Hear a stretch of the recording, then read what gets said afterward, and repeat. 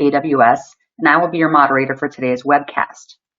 Today's featured speakers are Michael Fawcett, Chief Research Officer at G2, and Ken Walsh, Senior Solutions Architect at AWS. During the webcast, if you have questions for our presenters, please type them into the questions window located on the GoToWebinar interface. We will answer them at the end of the presentation.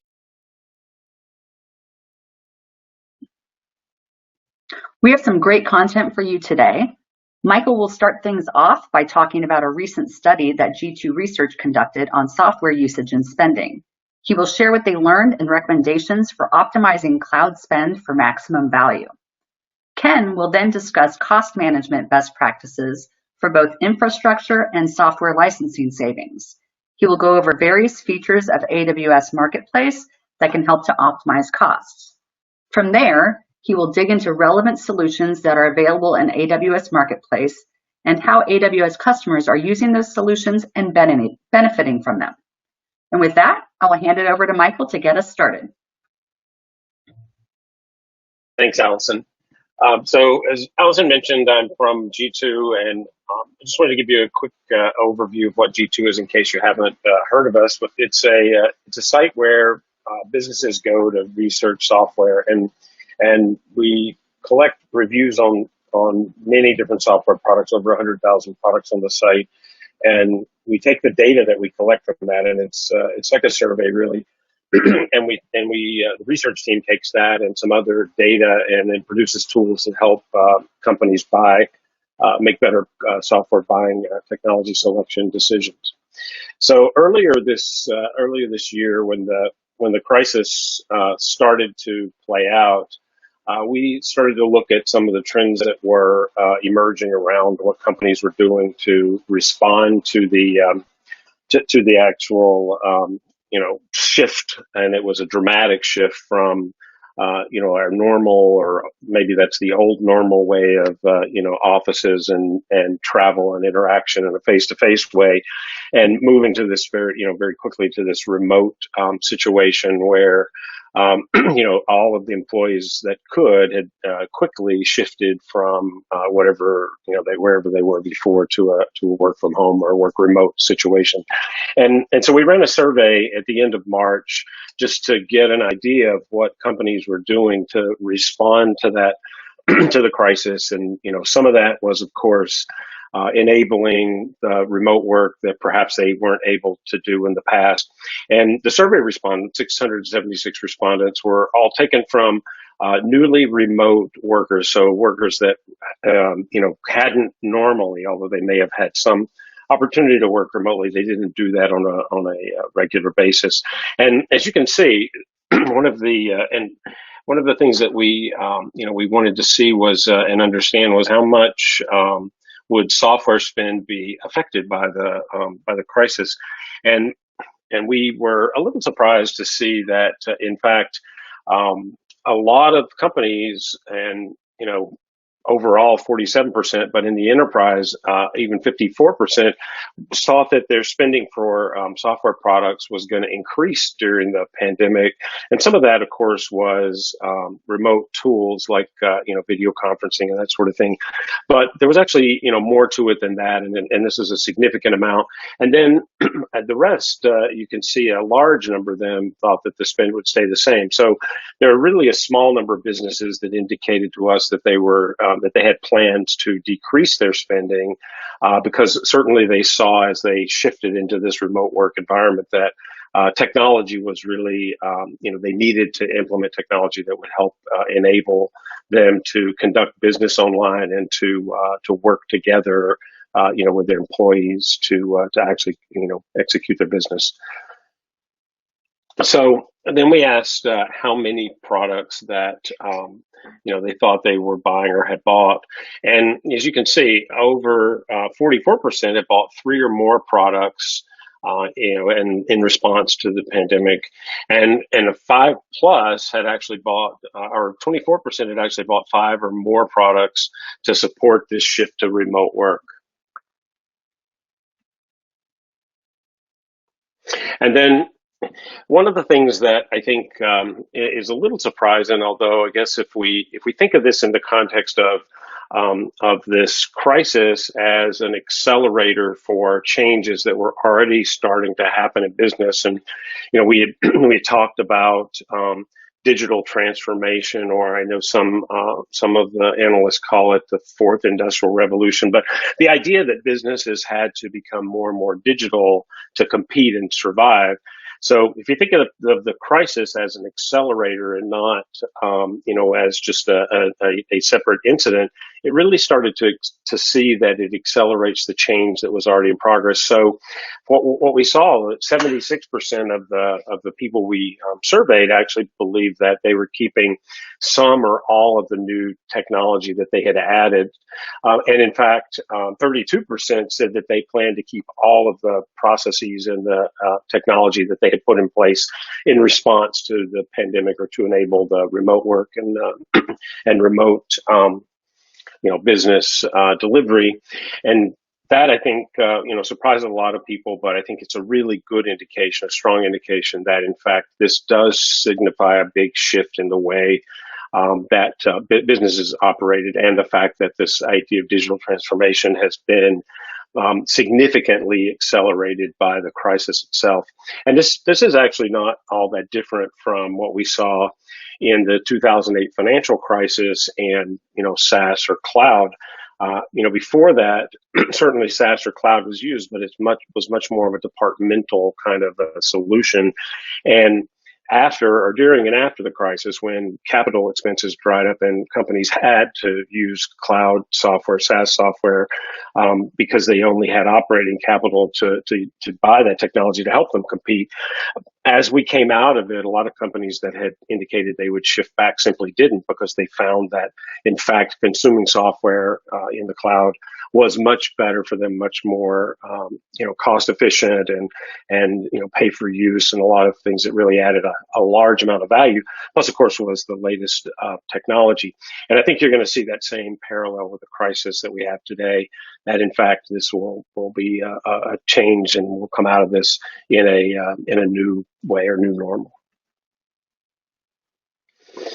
And if you think about the logical shift to remote work, obviously the first wave of things that we observed, and we clearly saw this in the survey, were tools that did a couple of things. One, the tool sets that you use to work among yourselves. So, things like collaboration tools, like your ability to work together and produce documents and presentations and communicate effectively, chat and IM type tools, social tools, and then of course video conferencing, as we've all become more and more used to interacting on a daily basis with our colleagues on the video conference, and that was kind of part of it. Then the other part was, how do I do my work with my clients? And so you saw webinar software, things that were, could enable you to deliver service in businesses that could do that. So things like telemedicine, or, e-learning, and certainly online learning existed before, telemedicine existed before, but a lot of companies, a lot of organizations, a lot of practices simply hadn't done that in the past, or people didn't adopt that new technology. Now they didn't have a choice, they had to. So we saw the deployment of a large number of those enabler systems. Now we see this moving into what I'd say is the second wave, and that is companies that are really trying to move their business online. So, things like e-commerce. So I want to, I have to sell products online. Maybe I didn't do that before. I didn't do it very much. I have to take payments. I need to, have gift cards. I need e-merchandising and subscription management, and those sorts of things. So those products have really started to heat up. And then getting stuff from one place to another. So, as we've all been in a much more distributed environment, certainly transportation, distribution, logistics is very difficult. Also, a lot of supply chain disruption caused a lot of companies to need to manage their logistics, their transportation distribution in a much more effective way. And then other categories that we've seen, analytics, just to understand the business and perform better.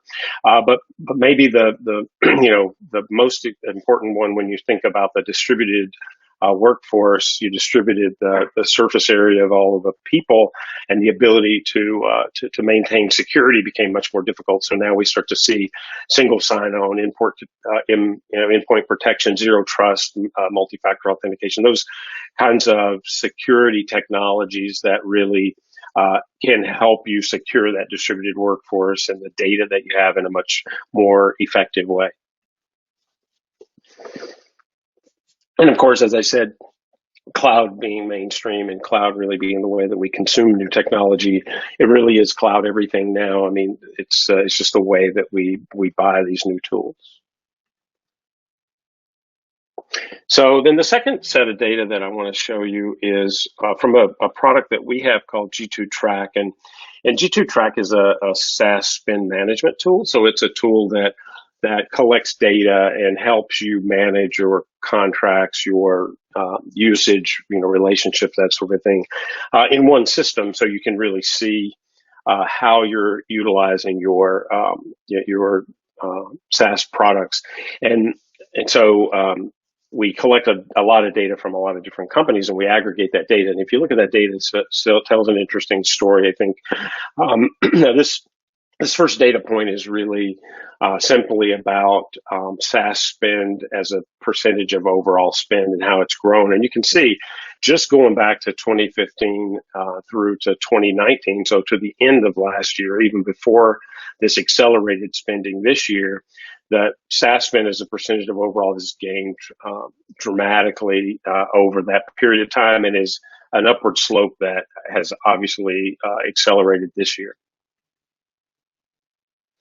And then the second way to look at this is really cloud spend per employee. And this slide, you can see the data is broken out by size of company. So if you look at the different years, 2016, 2017, 2018, and 2019, and it looks at spend per employee by company size. And of course, in the small business, you see a fairly large spend per employee and increasing. Because certainly distributed across, your license fees are distributed across a smaller organization, and in the mid market, also a big increase in tool spend there per employee. But even all the way up to the enterprise, a large increase over those 4 years from what companies were spending to what we see now, and obviously that trend seems to be continuing and accelerating this year. Now, one of the things we talked about optimizing, and that is really what I think the third wave of what companies are doing today is really going to be about. So you see, the first piece I mentioned was enabling remote work, and the second piece is getting your business online and making it secure. And then I think the third thing that you're going to see companies really start to pay attention to and invest in is optimizing those tools and the usage of those tools, and really understanding where there's waste so that they can squeeze out any waste and make the business as profitable as they can in a time when certainly the economy is very difficult. So this data shows the average wasted spend from just simply unused licenses. So these are seats that companies are paying for that are unused, and you can see the percentages are pretty high, all the way up to almost 50% in some cases. So a significant amount of waste simply wasted on licenses that you didn't need and you didn't know you had. And that really could set up the idea of deep provisioning unused or underused seats, and then right sizing the contract at your next renewal. So it would be, think of how effective it would be for you if you had the real data to show you what that usage was and where you were wasting money. When you go into that next contract renewal, you would have enough data there to support and help you really drive the kind of value out of the relationship that you need to in this environment. And then the second piece of waste, so one is unused licenses. The next is products that you simply didn't approve or didn't know you had. So obviously one of the things that we've talked about with SaaS for years is the capability for a department or an individual even to use their own credit cards or use a corporate card to procure software that they thought they needed to do their work, but was not really gone through the proper governance, the proper approvals, and so is a shadow product, is an unsupervised product, and often is a product that overlaps with other things that you've already purchased. So again, an opportunity here and waste that could potentially either be deployed in a broader way, or it could be eliminated because you already had that capability in other tools that you want. And interestingly enough, 10 to 25% of cloud spend is for overlapping functionality. So again, you think of that 25% of your spend would be wasted because you had another tool that already did that. That's a significant amount of money. And then 18% of cloud products have a user satisfaction rating lower than 4 out of 5. And so the other piece is I also may have lots of products in my company that are perhaps not the optimized tool. And this could be because it's a shadow product and it didn't go through a proper vetting process as it came in. So maybe it didn't have the right requirements laid out, and it didn't have enough involvement across the business to really understand what that tool does, or that it does it well. And then, perhaps then leads to lower satisfaction. And again, that's waste. If you're paying for products that overlap, that's waste. If you're paying for products that simply are not as good at what they should be doing and they don't solve your business problem, then you would want to think of ways to optimize that and change that and make that more effective. So just a few recommendations that you can see from that in helping as we move into this phase 3, how do I optimize my business? What are some of the things that we can do that would really help optimize the spend, optimize the money that you're using here? And one of them is a pretty simple thing, but you'd need the data to do that. And that's, part of the reason that you'd want to think about a tool to be able to do this, but audit regularly for overlapping features and shadow products. So find those places where you actually already own a tool, or maybe there's a better tool that you own that you could use to replace one. And eliminate the one that's not as well liked, or perhaps doesn't really accomplish what you want, and then bring shadow products out of the shadow and really understand what they do and see if they do in fact fit your business and should be deployed more broadly, or should perhaps be eliminated because it's not functionality that you really need. Audit products with low satisfaction, and also look at the strategic value of that investment and really understand that. And again, you have to have the data to be able to do that, but it's another way you can really optimize what you're doing.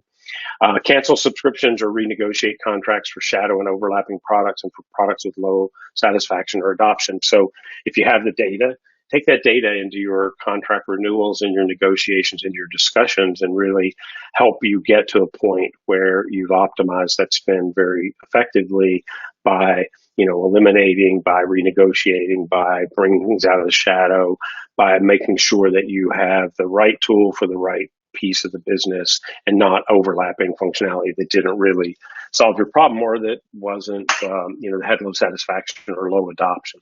So really the last bit of this is, how do I get that data? And it's important, I think, to understand what you could do here. But with a SaaS spend management solution, you can really take that and dig out the data that can help you optimize your spend and much more effectively manage all of these tools. And I mean, if you added more than 5 tools in a space of a month, you can imagine that there is a fair amount of overlap, or perhaps shadow, or perhaps tools that aren't really as effective, and you need to find a better tool or replace them and deploy a tool that you already own.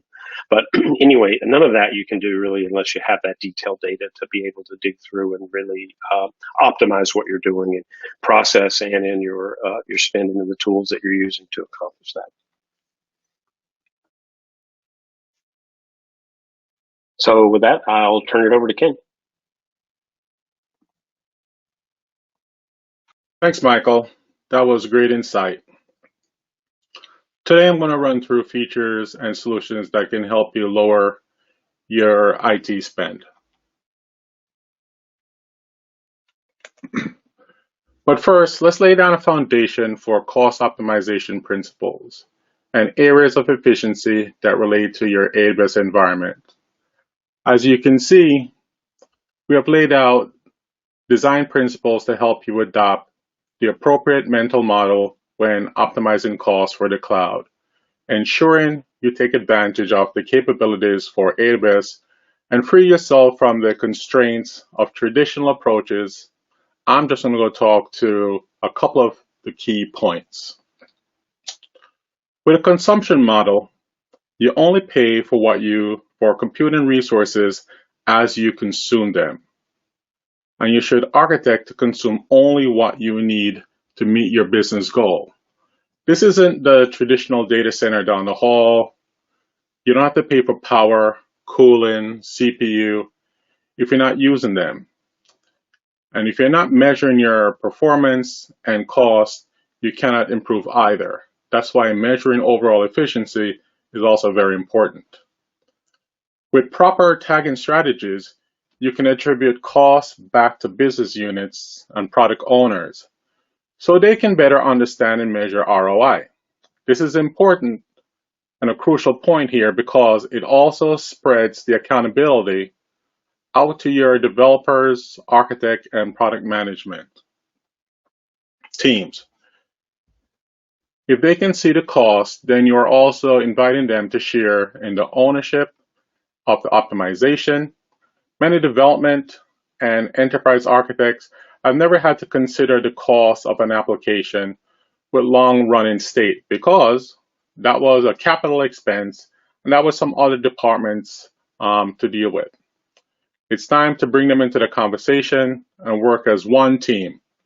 And finally, stop spending money on activities that do not differentiate you from your competitors or increase customer satisfaction. But it's also mentioned that all businesses use databases, firewalls, load balancers, but you want to use a managed service to reduce the cost of ownership. Use a database, managed services like RDS from AWS, and you can only pay for what you consume, and you're not responsible for the ownership and the cost of maintaining it and patching it and things like that.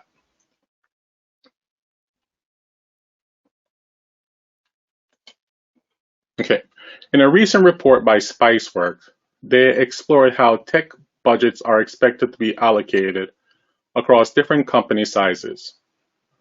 Cost optimization of your AWS consulting partners, and AWS Marketplace software seller spend hits every one of these buckets except for hardware. There's a lot of opportunity for cost efficiencies through both the design principles I just discussed, as well as AWS and AWS Marketplace features, making the potential massive. Today, we'll explore these potentials in both software and cloud infrastructure. Let's unpack the software spend first, and as you can see, that software is 30% of the pie.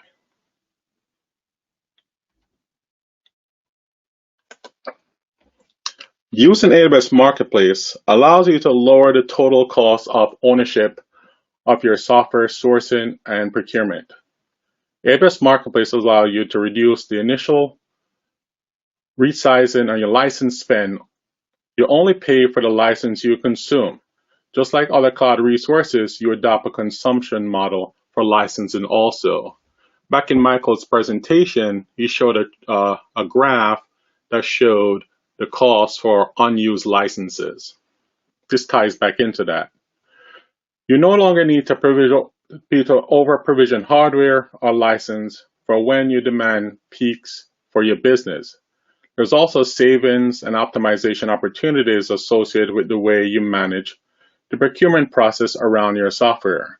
By using AWS Marketplace and some of the features we will discuss, you can move portions of your software procurement to a self-service model with fixed guardrails. What do I mean by that?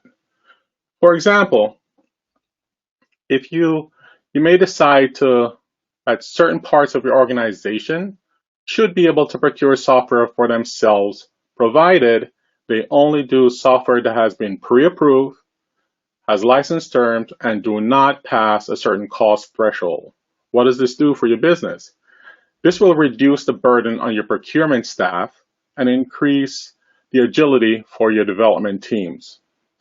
As you move through this journey, you will continue to measure, monitor, and improve your processes. This includes resizing efficiencies as you get familiar with the tools available to you and recognize further ways to safely accelerate your timelines.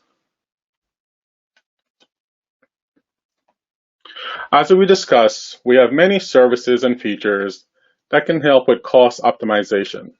I want to call out a few today. Private offers, seller private offers, and consultant private offers enable you to receive custom software pricing and terms from third parties that is not publicly available in AWS Marketplace. With Flexible Payment Scheduler, it will give you the opportunity to align on custom contract terms and payment frequency for offers made through a seller private offer. Once the terms and payment frequency are aligned on, software sellers customize the terms using flexible payment schedules and extend the offer through seller private offers. Like other services, this is added on to one consolidated AWS bill. Standard contracts for AWS Marketplace and enterprise contracts for AWS Marketplace gives customers the ability to purchase software from participating sellers with standard terms that govern software usage and define obligations of each party. Standard terms allow organizations to avoid lengthy negotiation, streamline software procurement, and speed innovation for their business.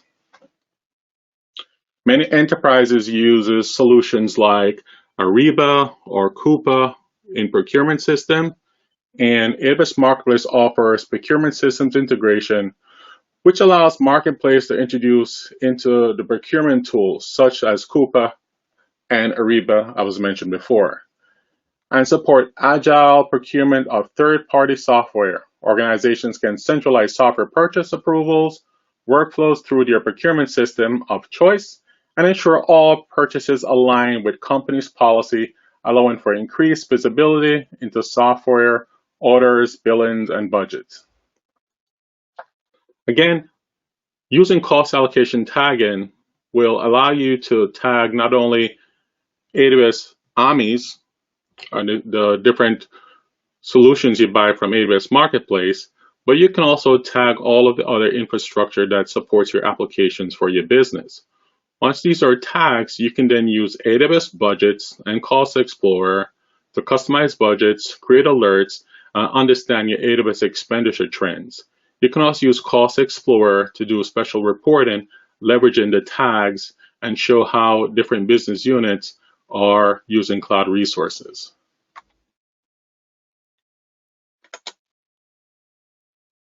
Okay, so AWS Marketplace is a curated digital software catalog that simplifies the discovery, purchase, and deployment of third-party software. We focus on the speed and efficiency and reliability that ensure all solutions are scanned and are verified, allow you to do secure deployment. We offer flexible consumption models, and we have a helpful team of both business developers and technical solution architects to help to support you in AWS Marketplace.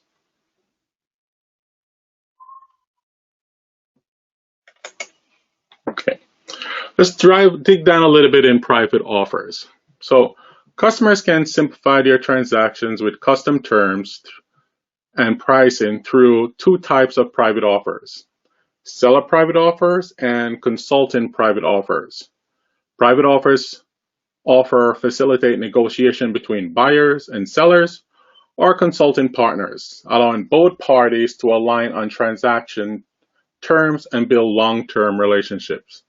Customers can receive volume discounts, shorten billing cycles, and simplify billing of third-party software charges on your AWS statements.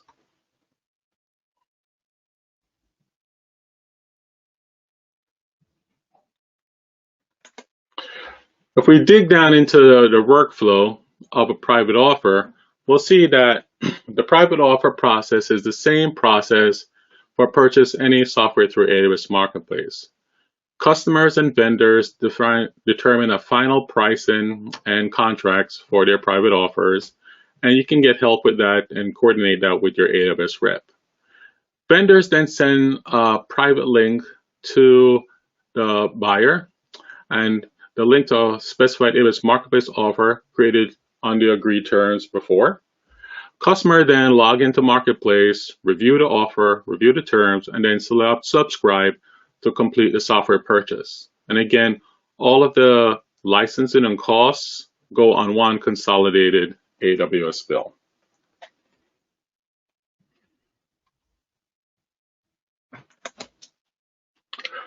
Standard contracts for Amazon Marketplace is a relatively new service.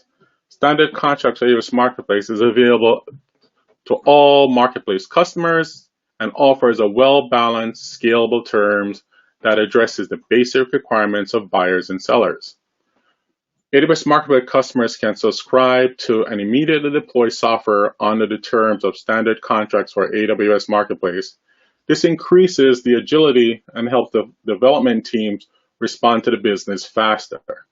Customers can review the standard licensing term once and use these terms across eligible products, eliminating the need to negotiate contracts for every purchase. This again streamlines the contracting and negotiation process and will save organization time and money while ensuring they get the software they need to support their businesses.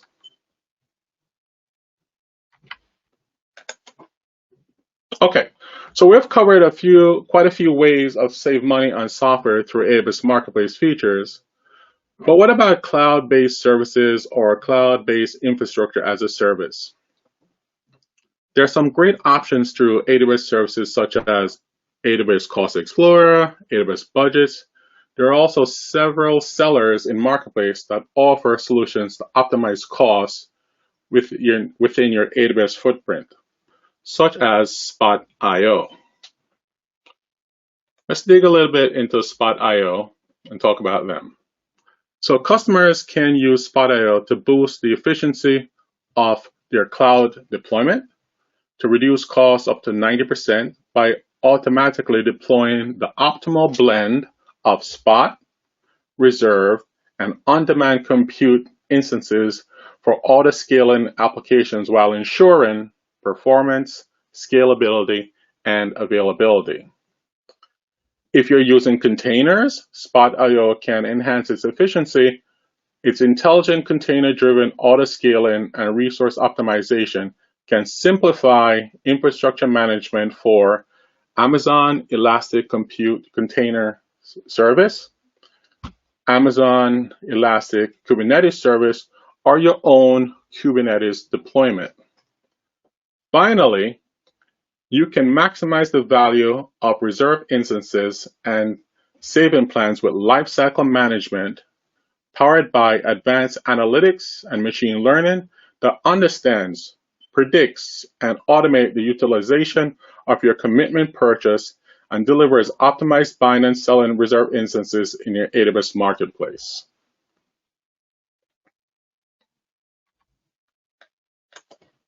But what does this mean in real life? Let's look at an example of a company that was successful using Spot.io. Ticketmaster, a ticket sale and distribution company, started to look for ways to reduce spending. Ticketmaster used Spot.io to manage your Kubernetes infrastructure and handle instance and pod scaling more efficiently with its pod-driven auto-scaling, which reschedules pods to optimize clusters for performance and cost by scaling up instances based on container metrics and downsizing underutilizing node. Going back to the cost principle of always measuring for efficiency and evaluating performance. Ticketmaster no longer needs to worry about scaling pods or infrastructure. Besides reducing costs, they were also able to allocate costs better across different Kubernetes tenants using Spot.io cost showback.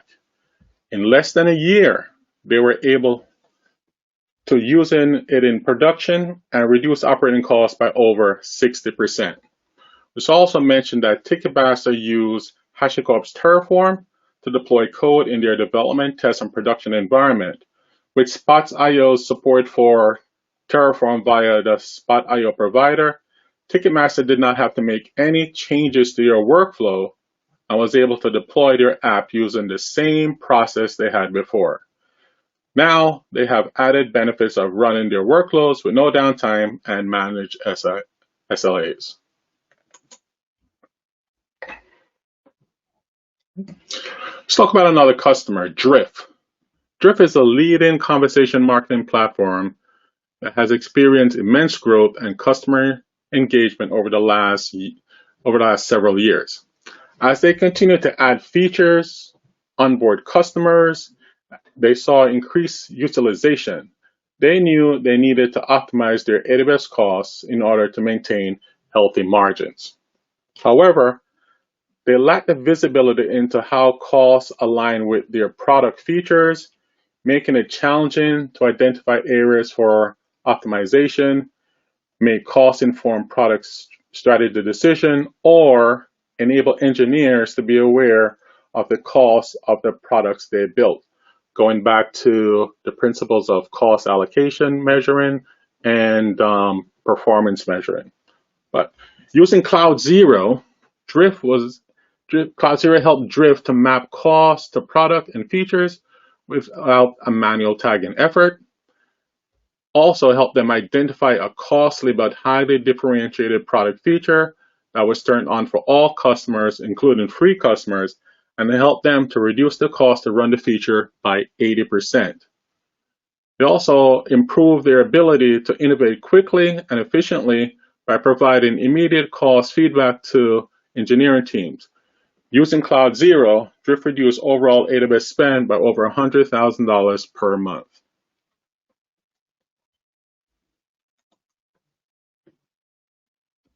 Another example is Ibotta, who gained visibility into their spending and fueled growth using Cloudability by Apptio.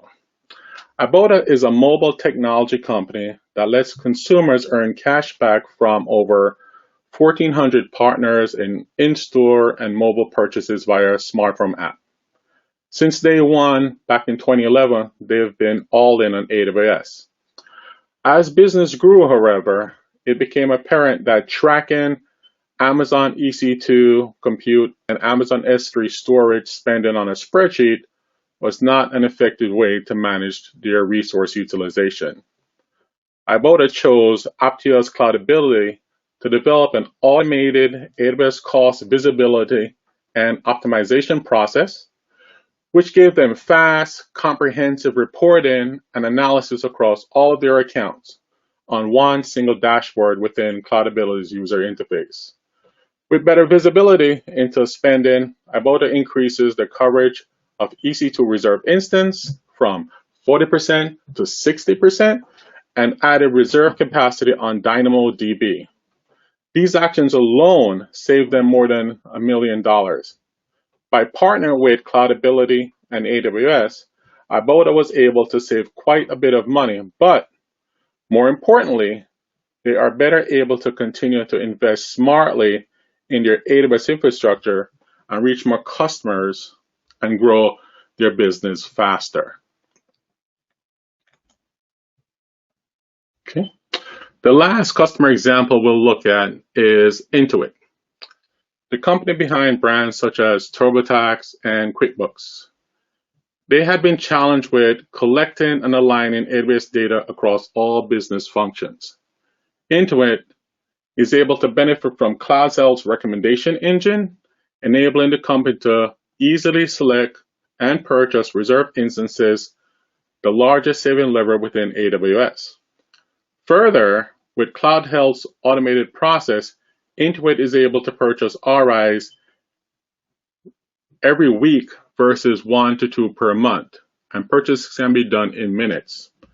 CloudHealth's ability to automatically modify workload saved Intuit over $100,000 per year. And this is on top of the right sizing capability that has enabled companies to move over half of its workloads to run on smaller EC2 instances. So all these customer examples that we discussed, we saw how the customer measured how they're using AWS resources for performance, for cost, or we saw how they leverage solutions from AWS Marketplace that use those cost principles to measure for performance or the cost, and then help these customers be successful by either automating workloads or providing showback and chargeback reports.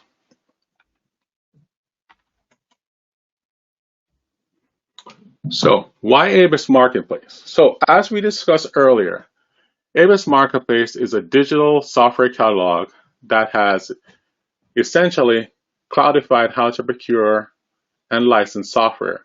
For example, if you're looking for a tool that helps you reduce your Amazon EC2 or compute spend, you can use AWS Marketplace to find multiple solutions to fit your needs.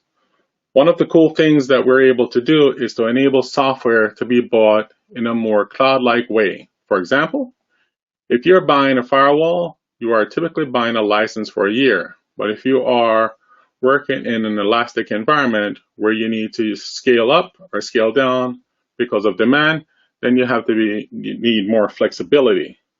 We now provide software that you can pay for by the hour. You don't have to buy a license for peak performance.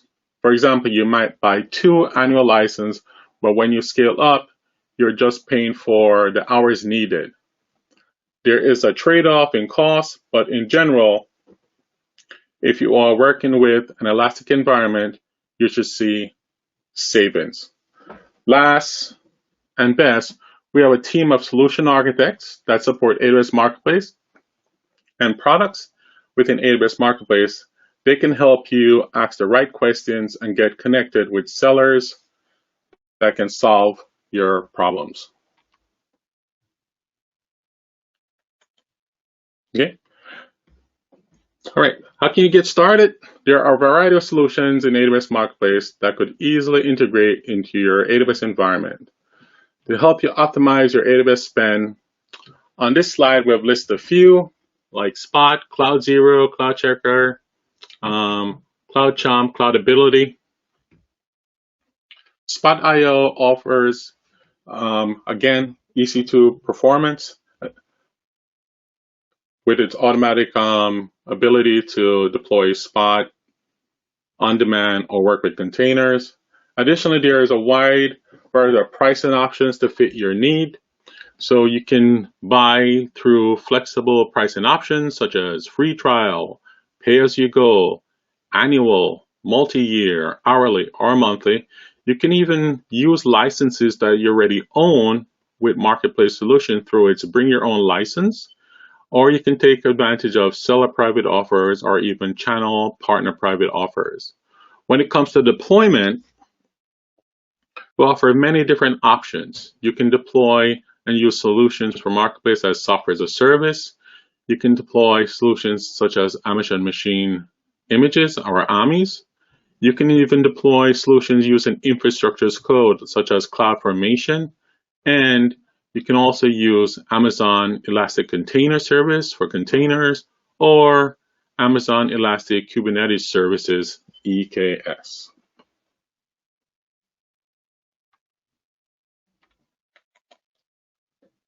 So, to summarize what we've learned today, cloud transparency can and should drive visibility and allocation, utilization, and continuous improvement of resources.